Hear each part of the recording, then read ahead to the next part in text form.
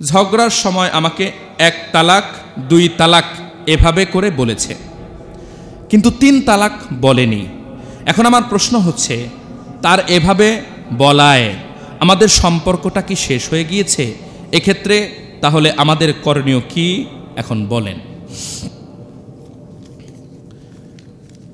আমরা সবচাইতে বেশি যেই মাসআলার সম্মুখীন হই সেটা হলো তালাক কেন্দ্রিক। আমাদের ইফতা বিভাগে সবচাইতে বেশি যেই মাসআলার সিদ্ধান্ত দেওয়া হয় সেটা হলো তালাক কেন্দ্রিক।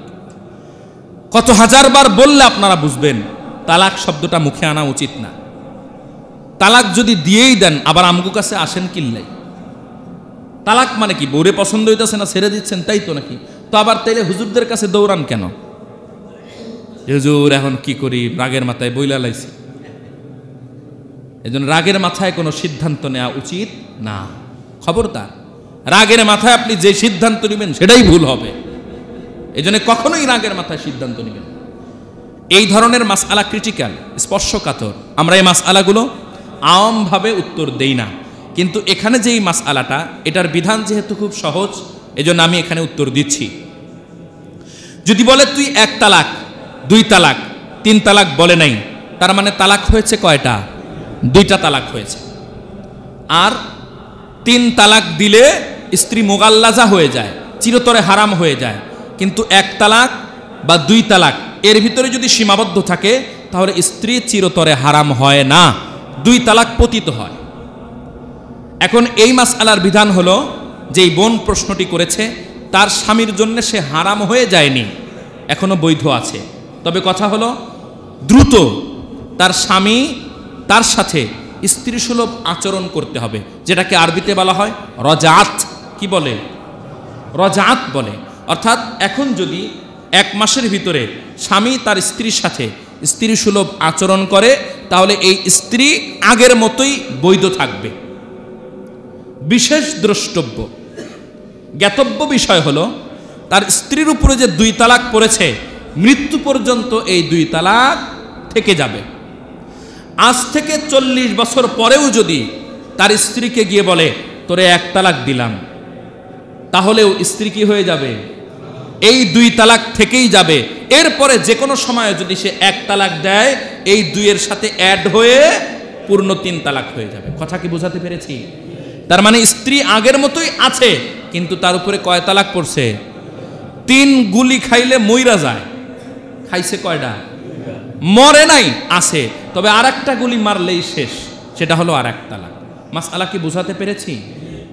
আমার শ্বশুরের সাথে আমার স্ত্রীর কোনো এক বিষয়ে তর্ক হয়, আলাপচারিতার এক পর্যায়ে আমি রাগান্বিত হয়ে মেসেঞ্জারে লিখি, আপনার মেয়েকে আমি তালাক দিলাম। বুঝছেন বিষয়টা? এটা বলে আমি রাত্রিতে ঘুমিয়ে পড়ি।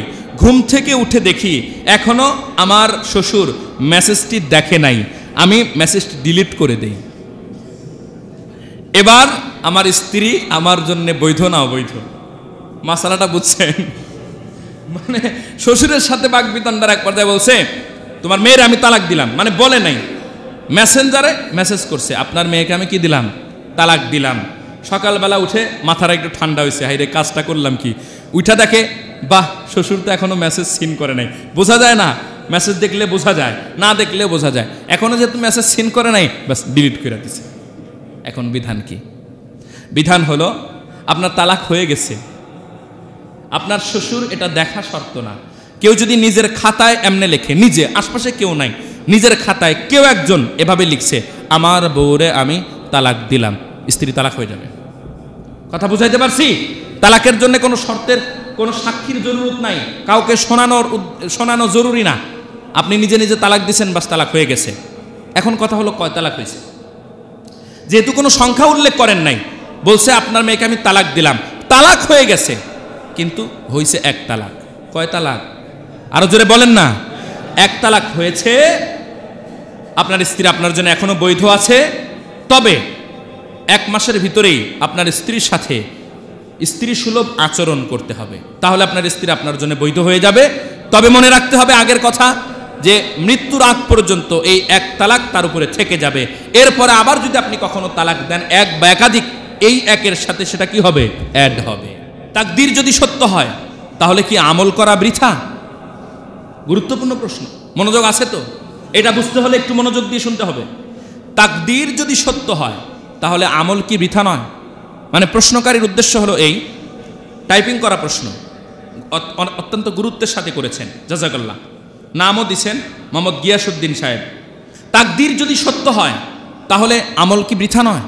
উদ্দেশ্য হলো আল্লাহ তাআলা তো সব কিছুর সিদ্ধান্ত আগেই করে দিয়েছেন, নেককারকে বদকারকে সব তো লিপিবদ্ধ আছে। তাহলে আমি কেন আমল করব? আমার জন্য যদি জান্নাত লেখা থাকে আমি জান্নাতে যাব, আমার জন্য জাহান্নাম লেখা থাকলে আমি জাহান্নামে যাব। আমল করে লাভ কি? আমল তো তাহলে বৃথা। বাহ্যিকভাবে এটা বোঝা যায়। মনে রাখবেন, সহিহ বুখারীতে একটা অধ্যায় আছে, বাবুল ঈমানি বিল কদর, তাকদীরের উপরে বিশ্বাস। এই অধ্যায়টা এত গুরুত্বপূর্ণ এবং এত ক্রিটিক্যাল অধ্যায় যে অধ্যায়টা পড়াতে গিয়ে বড় বড় মহামনীষীরা, বড় বড় শায়খুল হাদিসরা, বড় বড় বুজুর্গরা এই অধ্যায় পড়াতে গিয়ে তাদের মাথা আল্লাহর সামনে নুয়ে দিয়েছে, চোখের অশ্রু ঝরেছে। এই অধ্যায়ের ভিতরে একটা হাদিস আছে সর্বপ্রথম, যেটা আল্লাহ তাআলা মানুষ যখন মাতৃগর্ভে কেবলমাত্র রুহু দিবেন, এখনো শরীর হয়েছে, রুহু আসে নাই, এই সময় আল্লাহ তাআলা একজন ফেরেশতা পাঠায় দেন। ওখানে লিপিবদ্ধ হয় সারা জীবন সে কি খাবে, কোথায় সে, কবে সে মারা যাবে, সে ভালো হবে না খারাপ হবে, পেটের ভিতরেই লেখা হয়। এখনো রুহু আসে নাই, তাকদীর লেখা হয়ে গেছে। এই হাদিস শোনার পরে সাহাবায়ে কেরামের ভিতরে কৌতূহল, ইয়া রাসূলুল্লাহ, তাহলে কি আমরা আমল করব না?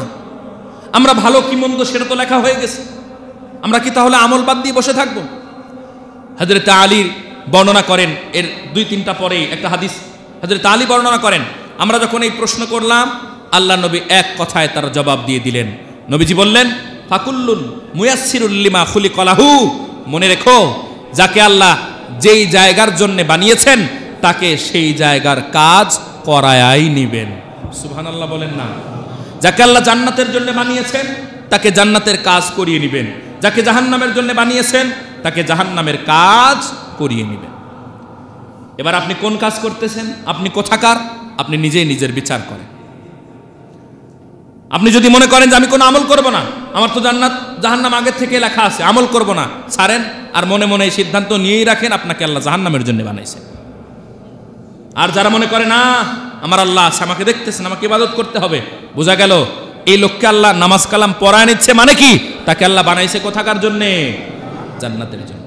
এই জন্য ঈমান, শেষ কথা, সংক্ষিপ্ত কথা এটাই, আমি আমার চেষ্টা করে যেতে হবে, বাকিটা আল্লাহ তাআলার হাতে। তথাপি একটা হাদিসে এসেছে, লা ইয়ারুদ্দু তাকদীর ইল্লা দুআ, তাকদীর যা বরাদ্দ সেটা তো হয়েই আছে, কোনো কিছুই তাকদীরকে পরিবর্তন করতে পারে না। তবে হ্যাঁ, দোয়া এবং সাদাকা, দান, এগুলো তাকদীরকেও পরিবর্তন করার ক্ষমতা রাখে। সুবহানাল্লাহ। ছেলে সে দোকান দিয়েছে, কোটি টাকা দিয়ে 1 বছর ধরে দোকান দিয়েছে, খাবারের রেস্টুরেন্ট, প্রতি মাসে অনেক টাকা লস যাচ্ছে, দোকানটা বেচতেও পারছে না। কেন এমন হচ্ছে, কি করা যায়? আর একটা কথা হুজুর, কেউ কি দোকানটাতে তাবিজ বা কালো জাদু করেছে? মাসআলাটা বলে দেন, অনেক উপকৃত হব। আচ্ছা, এটা কি কোনো মাসআলা? আপনারা বলেন, এটা কি কোনো মাসআলা? এটা একটা পরামর্শ। আচ্ছা, এখানে আমি যেহেতু লিখেছেন বেচারা আবেগ নিয়ে, আমি পরামর্শ দিচ্ছি। কোনো দোকান যদি কেউ দেন, ব্যবসা প্রতিষ্ঠা করেন, কোনো দোকান করেছেন, ব্যবসা প্রতিষ্ঠা করছেন, এখানে বহু বিজনেসম্যান আছেন, তাদেরকে আমি কোরআন এবং হাদিস থেকে 7টা বিষয় উল্লেখ করছি। এই 7টা বিষয় যদি আপনি নিজের দোকানে, ব্যবসা প্রতিষ্ঠানে ব্যবসা করতে গিয়ে এই 7টা বিষয়ের প্রতি যত্নবান হন, আল্লাহ তাআলা আপনাকে বরকতের দুয়ার আপনার জন্য খুলে দিবেন। সুবহানাল্লাহ বলেন না? বরকত আল্লাহ তাআলা দিবেন। আমরা বরকত মানে বুঝি না, আমরা মনে করি অনেক টাকা হয়েছে, অনেক লাভ হয়েছে, এটা বরকত না। এমন হতে পারে আমার লস দিয়েছেন আল্লাহ, এর ভিতরেই বরকত ছিল, কল্যাণ ছিল, এমনটাও হতে পারে। আমি মনে করি আমরা সবাই সুস্থ থাকবো, এটা আল্লাহ তাআলার নিয়ামত, আল্লাহ তাআলার কল্যাণ না। অসুস্থতার ভিতরেও আল্লাহর কল্যাণ নিহিত থাকতে পারে। এই 7টা বিষয়ের উপরে আমল করবেন এবং আল্লাহর সিদ্ধান্ত আপনি মেনে নেবেন, দেখবেন আপনার জীবন আনন্দময় হবে, কল্যাণকর হবে। ধৈর্য আছে তো? সংক্ষেপে বলি। 1 নাম্বার, ঈমান এবং তাকওয়া। বরকতের সবচেয়ে বড় চাবি হলো ঈমান এবং তাকওয়া। পবিত্র কোরআনে আল্লাহ তাআলা বলেন, ওয়ালাউ আন্না আহলাল কুরআন আমানু ওয়াত্তাকাউ লাফাতাহনা আলাইহিম বারাকাতিম মিনাস সামাই ওয়াল আরদ। কোনো গ্রামবাসী, কোনো এলাকাবাসী, কোনো মহল্লাবাসী, কোনো ব্যক্তি বা এক বা একাধিক জন যদি দুইটা কাজ করে, ঈমান এবং তাকওয়ার উপরে উঠে যায়, আসমান জমিনের বরকতের সব দুয়ার আমি তার জন্য উন্মুক্ত করে দিব। 2 নাম্বার, কোরআনের প্রতি যত্নবান হওয়া, কোরআন তেলাওয়াত করা, কোরআন দিয়ে বরকত নেওয়া। এমন না যে ব্যবসা প্রতিষ্ঠানে একটা কোরআন রাখলেই বরকত হবে, এমন না। কোরআন পড়েন, প্রতিদিন কিছু কিছু আপনার দোকানে বসে তেলাওয়াত করেন, আল্লাহ তাআলা বরকত দিবেন। আল্লাহ তাআলা বলেন, ওয়াহাদা কিতাবুন আনজালনাহু মুবারাকুন, এই কিতাবকে আমি আল্লাহ নাজিল করেছি বিভিন্ন কারণে, তার মধ্যে একটা গুরুত্বপূর্ণ কারণ বরকতময় করে এই কিতাবকে আমি আল্লাহ নাজিল করেছি। সুবহানাল্লাহ। 3 নাম্বার, সাদাকা করা। প্রতিদিন কিছু কিছু সাদাকা করবেন। আপনার ওই দোকানের লভ্যাংশ থেকে প্রতিদিন অথবা মান্থলি অথবা উইকলি, সাপ্তাহিক বা মাসিক বা প্রতিদিন ডেইলি কিছু কিছু অংশ বরাদ্দ রাখবেন, এটা আমি সাদাকার জন্য রাখলাম। এই সাদাকা আপনার দোকানের বালা মুসিবত থেকে আপনাকে হেফাজত করবেন। নবীজি বলেন, আস-সাদাকাতু তারুদ্দুল বালা। নাম্বার 5, আত্মীয় স্বজনের সাথে ভালো সম্পর্ক রক্ষা করা। আল্লাহ রাসূল বলেছেন, যারা আত্মীয় স্বজনের সাথে সম্পর্ক ভালো রাখে, আল্লাহ রাব্বুল আলামিন তাদের জন্য বরকতের দুয়ার উন্মুক্ত করে দেন। এই জন্য যে আত্মীয় স্বজনগুলো অবহেলিত, তাদের খোঁজ খবর নেন, আল্লাহ তাআলা আপনাকে বরকত দিয়ে দিবেন। সুবহানাল্লাহ বলেন না। 6 নাম্বার, সকাল সকাল কার্যক্ষেত্রে কর্ম শুরু করা। এটা একটা বরকতের একটা ধারা। আল্লাহ নবী দোয়া করেছেন, আল্লাহুম্মা বারিক লি উম্মতি ফি বুকুরিহা, আল্লাহ আমার উম্মতের সকালের সময় আপনি বরকত দেন। বুরিকা লি উম্মতি ফি বুকুরিহা। আর এক হাদিসে নবীজি বলেন, সকালের সময়ে আমার আল্লাহ আমার উম্মতের জন্য অনেক বরকত রেখে দিয়েছেন। আর আমরা তো নিয়ম করেই নিছি সকালবেলায় ঘুমাতে হবে, ঘুমের ভিতরে আমাদের সব বরকতের সময় জায়গা। হ্যাঁ, যদি আপনার ব্যবসাতে এমন প্রতিষ্ঠান হয় সকালবেলা আপনার ক্রয় বিক্রয় হয় না, মার্কেটিংয়ে আছেন বা দোকান করেছেন, সকাল থেকে প্রস্তুতি নেন, সকালে কিছু কাজ করেন, সারা রাত ঘুমালে সকালে আর ঘুমের প্রয়োজন হয় না। সকালে আপনি যেই কাজ করবেন তার ভিতরে বরকত হবে। 7 নাম্বার, ঠিক মতো নামাজ আদায় করা, 5 ওয়াক্ত নামাজ পড়ে আল্লাহর কাছে দোয়া করা। আল্লাহ তাআলা বলেন, ওয়া'মুর আহলাকা বিস-সালাত ওয়াসতাবির আলাইহা। রাসূল, আপনি উম্মতকে বলে দেন তারা যেন নিজেদের আহাল পরিবারকে নামাজের উপদেশ দেয়, নিজে তো পড়বেই, আহাল পরিবারকে উপদেশ দিবে। লা নাসআলুকা রিজকা, আমি আপনার কাছে, আপনার উম্মতের কাছে রিজিক চাই না, নাহনু নারযুকুক, রিজিক তো আমি আপনাদেরকে দান করব। এই জন্য এই 7টা কাজের প্রতি যত্নবান হব, এরপর আল্লাহর সিদ্ধান্তের উপরে রাজি এবং সন্তুষ্ট থাকব। ফরজ নামাজের শেষ বৈঠকে দোয়ায়ে মাসুরার পর নিম্নের 4টি বাক্য বা দোয়া করা যাবে কিনা? আল্লাহুম্মা ইন্নী আউযু বিকা মিন আযাবিল কবর ওয়া আউযু বিকা মিন আযাবি জাহান্নাম ওয়া মিন আযাবিল ফিতনাতিল মাসিহিদ দাজ্জাল ওয়া মাহইয়া ওয়া মামাত। এটা গুরুত্বপূর্ণ প্রশ্ন। ফরজ নামাজের বৈঠকে, শেষ বৈঠকে দোয়াগুলো পড়া যাবে কিনা? ফরজ নামাজের শেষ বৈঠকে তাশাহুদের পরে আমরা যেটা পড়ি সেটাকে কি বলা হয়? দোয়ায়ে মাসুরা। এর অর্থটা বুঝলে সহজ। দোয়ায়ে মাসুরা মানে বর্ণিত দোয়া। কি দোয়া? তার মানে ওই দোয়া যেটা কোরআন এবং হাদিসে বর্ণিত হয়েছে, এই দোয়া। এটা আমরা যেটা পড়ি এটাও হতে পারে, অথবা কোরআনে বর্ণিত ভিন্ন দোয়াও আপনি পড়তে পারেন, হাদিসে বর্ণিত ভিন্ন দোয়াও আপনি পড়তে পারেন, কোনো অসুবিধা নাই। আপনি রব্বানা যালামনা পড়তে পারেন, একটা পড়তে পারেন, একাধিক পড়তে পারেন। এই দোয়াটা যেটা উনি লিখেছেন, এটা হযরত আবু হুরায়রা রাদিয়াল্লাহু তাআলা আনহু নামাজের শেষ বৈঠকে এই দোয়াটা পড়তেন, এ মর্মে সুস্পষ্ট হাদিস আসে। সুতরাং পড়া যাবে। তবে হ্যাঁ, ফরজ নামাজের শেষ বৈঠকে আপনি বললেন, আল্লাহ আমার ঋণগুলা পরিশোধ করে দিয়েন, নামাজ কিন্তু নষ্ট হয়ে যাবে। এমন দোয়া যেটা কোরআন এবং হাদিসে বর্ণিত সেগুলোই শুধু পড়া যাবে, অন্যগুলো পড়া যাবে না।